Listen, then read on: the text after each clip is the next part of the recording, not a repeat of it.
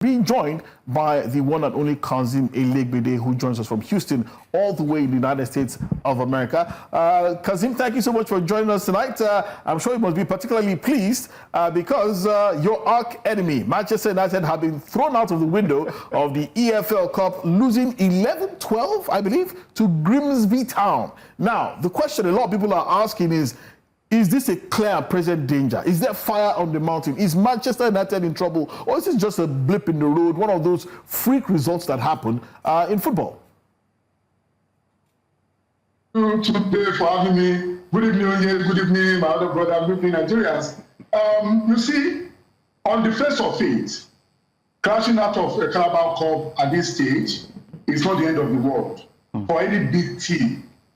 But when you analyze it, I mean, this guy has been with United now for nearly a season. Last season, the excuse was that he didn't have a preseason with them. He had a preseason now. They've spent more than £200,000, million pounds, bringing in players and all that. So United should be lining up 1, 2, 3 strong teams.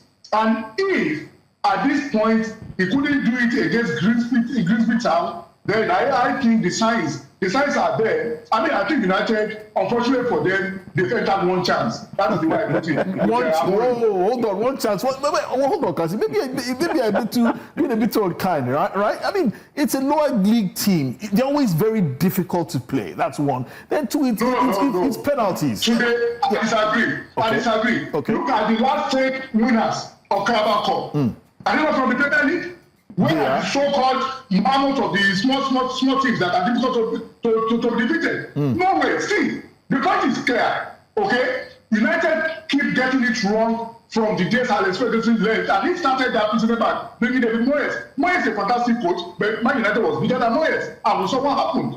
Since then, it's been one calamity from one calamity to the other. I'm enjoying it as a Liverpool fan, okay? But if we are going to be realistic, I don't know how long they are going to allow Amorim to be in charge, because apparently he imposed 3-4-3 on them. It hasn't worked. He's still playing 3-4-3. He has spent so much money. Here was a coach last season who only bought a player for £10 million and went on to win the Premier League. Amorim has spent over £200 million, and United are not close. They have only 1 point after how many games? After 2 games. I'm not even talking about Carabao Cup now, because look at it very well. You are looking at the league position. You are looking at qualifying for Champions League. United should not be talking about qualifying for conference or UEFA Europa League. Then without money, they won't even qualify for anything. We know what happened last season, and that could happen again this season. Yes, the season is young, but I look at that team the way they played. I've not seen anything different. The first one they played at home against Arsenal, they were lucky to lose that game. Yes. It was because the crowd really helped them, and the officials did their thing. Otherwise, that game should have ended in a draw. But if United playing at home and you're looking at playing a draw against Arsenal, I won't spend the kind of money you spend. I'm sure that coach for me is not top of his game. Wow. We'll be talking much more about Manchester United's woes in the next couple of days. But the question I want to ask you, gentlemen, Onyewuchi, let me come to you very quickly. Is Ruben Amorim's job safe after this kind of result? No, you don't need a social to tell you that you could face the sack anytime. No, so for me, it's not his job is not safe. He has gotten what he wanted. He needed players.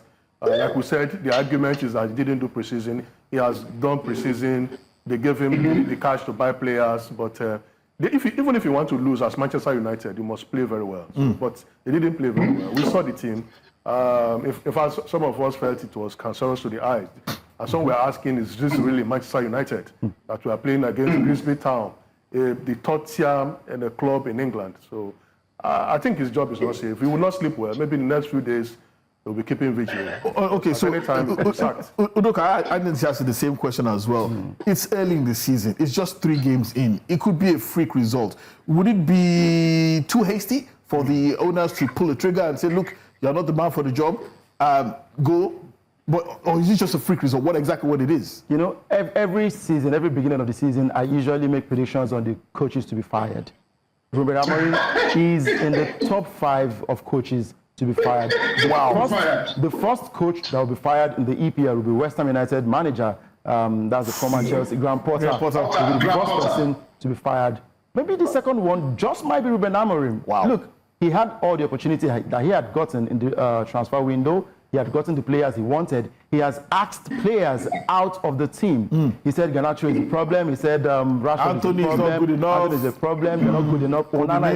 Onana has proven himself that, look, he's not good enough. Last season, Onana promised us that he'll be taking a lot of risks. And he did take risks. Now he's taking more risks and he'll be on his way out of the club. Ruben Amorim's job is hanging on an armored rim. He'll be out of that club very, very soon. And just so you know, Chelsea, we talk about clubs playing in the Carabao Cup. Man United are not playing in Europe. This is the opportunity you have to win a treble in the EPL, the Carabao Cup, the FA Cup, all cups that come your way. Win it in England, but now you're out of one. Now the same Grimsby, Chelsea beat them in a Carabao Cup game 7-1, showing them, stamping their authority that they are a big club. Whatever has happened to Man United, it's all shameless at the moment, to be honest. Wow. Oh, okay. So you gentlemen are not particularly. You are definitely. Sorry, let me quickly chip this in. Okay, very quickly. The only reason why Amorim is still on his job now is because there are no good coaches out there. Trust me. The only reason why he's still on job now, I mean, ask yourself, who is the coach you want to give a behemoth club like Man U? You want to entrust to take over. That is the only reason why I think that man is still keeping his job. Wow. Okay.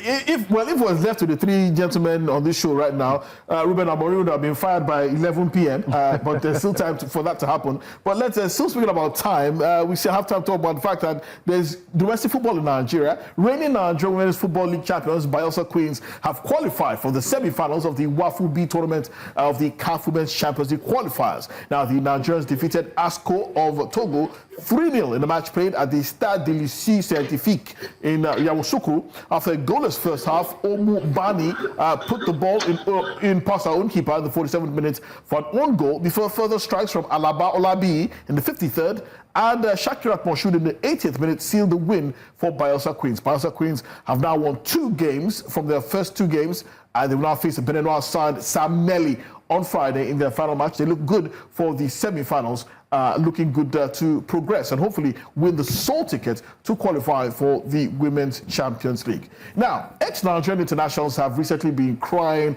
about needing welfare packages after retirement as there have been frequent deaths and financial hardship experienced by footballers. But let's take a quick listen to this report by Udoka Njoku. The welfare of ex-football players in Nigeria has sparked heated debates, with many former stars struggling to make ends meet despite their contributions to the country's sporting glory. The issue gained fresh attention after former Super Eagles defender Taribo West criticized the Nigeria Football Federation and the government for neglecting these athletes. For me, it's disheartening that you have Lagos State, you have Nigerian Football Association, they dropped the buck on the family. I felt in my spirit there is nothing to put your life for. Do we have a football federation or do we have a football association in this Lagos State? That this hero, this soldier, this football evangelist has to be treated this way and his family. Could you imagine that the family will be crying just to solicit in within our groups to ask for money? That is madness. Look, please let me go. Former goalkeeper Peter Rufai, who passed away in July 2025, was a notable example. His family reportedly struggled financially, prompting Taribo West to lament the poor treatment of sports heroes in Nigeria. West vowed never to let his son play for Nigeria, citing the neglect of Rufai's family as an example. What kind of nation is this? With this kind of example they have shown in Sheffield, in Stephen Keshi, blessed memory, Thompson Oliha, blessed memory, Rashidi Yekini. I will never advise even my son to put his feet for this country. Other ex-internationals spoke out concerning welfare packages for heroes who have served the nation. Peter Rufai is too big for a name that the government and the people in charge won't just come and take over this barrier. I don't think Peter Rufai is a name, a household name, a big name, you know. So it's so sad. I'm sorry to speak like this, but it's the way I'm feeling right now. Maybe because of emotions, but I don't think we've done enough. When I heard about his death, I was, I felt so sad, and I was kind of, very, very unhappy because he didn't say anything. Even if he had said something, what would Nigeria do? Look at Kaliri. Before, when Kaliri was sick too, with Erin Wosu, Nigerians don't take care of their own. You understand? That's the most important thing. We don't take care of our own. We're like a fallen soldier. When you go to war and come back, everybody forgets about you. I think this thing has to change. I think the government has to be in charge of taking care of funerals like this when you've served the nation this well. So many ex-player or ex-national or legend, they are suffering. I think government should come to their aid. I don't want to compare Nigeria with a foreign country, because if you go to a foreign country after their retirement, they have what they call pension, they pay them and all this stuff. But we don't do it here. Rufai must be appreciated. Rufai has done much for this country. He gave all his all to Nigeria. That is why we don't have anything to give him but to say thank you, Peter Rufai. You've done so much for this country, and all we need is to appreciate him. I think the Nigeria Football Federation must do something to show appreciation for this guy. So I believe the NFL can still do something. After how much is it? All we need is not just money, but open a Hall of Fame to be able to appreciate these guys. And that is the only thing that will make the younger ones want to serve Nigeria with their best. Well, that's the first part of our report on the plight of ex-footballers. That's a report done by Udoka Ojukwu. Udoka, great work. But I have to come to you, Kazim. There's been a lot of talk about how Nigerian ex-footballers are being abandoned, are being neglected, they're being pushed aside, and there are those who are saying that there should be a pension scheme for them. Who should institute this pension scheme? Is it the players themselves? Is it the federation? Or is it private entities? In your opinion, how should ex-internationals be treated? Looking at that, policemen, army servicemen, then also looking at ex-politicians, governors as well. It's very important to look at all this holistically to decide how should ex-internationals, not just footballers, be treated. Thank you very much. You see, what I'm going to say won't be popular, but I've never been a populist, okay? You see, we are a country of self-entitled people. For crying out loud, how many things do you want the government to do? These guys, yes, they served the country and they were well compensated. I mean, bonus or whatever they get from becoming successful in one tournament, some of us may live 10 lifetimes without achieving it. I'm not complaining. They gave their all and they deserve to be well compensated. But if you waste whatever you made during the years when you were active, whose fault is that? Government this, government that, government. Come on. Are we talking about education? Are we talking about health sector? A lot of infrastructure that government needs to do that are suffering.